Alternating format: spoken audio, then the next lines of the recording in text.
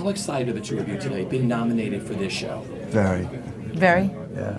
Yeah. She was really nervous before. So was I. But I admitted it. I was pretending to rise above. But the last, when did I see her last? When did they announce them? I don't Tuesday know. morning? Sunday after the matinee. I saw her Monday night, and she said, I am nervous. I knew because Sunday night I started eating pathologically, and I ate my way through until Monday night, pretending that I didn't care. But binging like that, it's been a while. Anyway, yeah, come on. How many Tonys you got? 4. See, how many Tonys I got? So... But no one remembers. If she could have said 3, and we all would have said, of course you did. She's Tyne Daly. The first time I won a Tony, someone came and said, I have a bet with my wife. This is your 3rd. She said, it's your 2nd. And I said, actually, it's my 4th. I lied. I've never won one. I was so excited. The people will believe anything when it comes to a woman. There's no research committee. She never won a Tony. Just lie? Is that what you're saying? Just lie. Yeah. I don't know. Prizes are weird, but nominations are fun. I really do like the nomination day a lot. It's like a free zone. Later on, it turns into a competition, just sort of seriously American. Everything has to be a competition.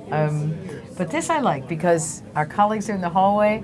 Everybody's saying lovely things to each other. Yeah, there's an appreciation that's really cool. Broadway's always been a great community. People really respect and admire one another. There's not many feuds, like famous, oh God, don't put them in the same room in the theater. I think people are really very collegial, and that doesn't happen off-Broadway as much, and I think part of it's just geography. We are sort of in 6, 7 blocks, and we see each other on the street. And it's very exciting seeing people going to work at 6:30, 7, getting ready for the show. Yeah. It's great. You're on the street, we're on the street, Yeah. together, which is fun. Because the Broadway theaters are so sacred. I mean, just this season again, just going, they're so beautifully designed. They're like these beautiful temples that you get to do your work in. I mean, how many people can say that they go to this beautiful house, 8 times a week?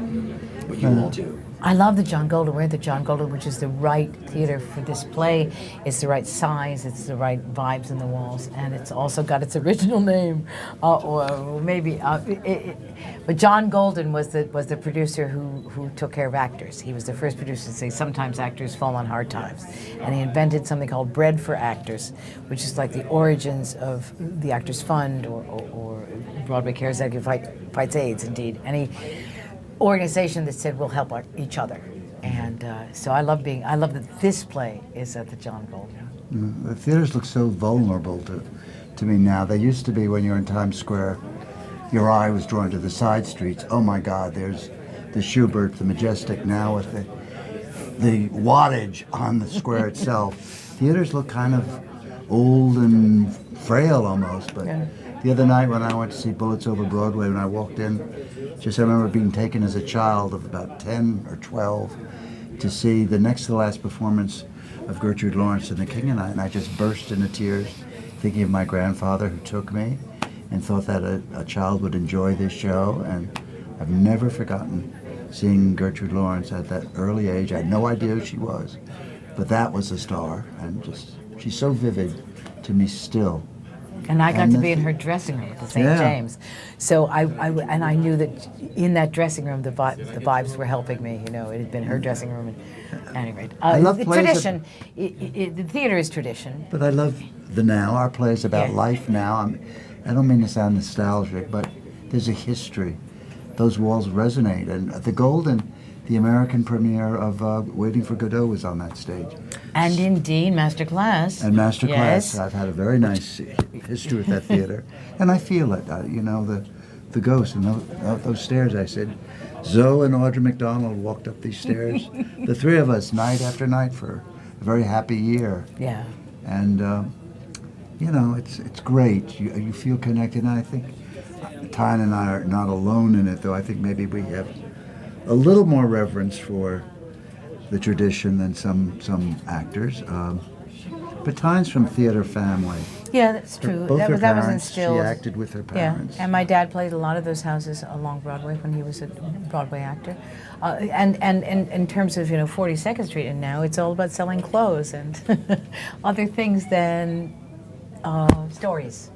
We're storytellers. I'm a storyteller. He's a storyteller. I can't tell my stories without him telling his first.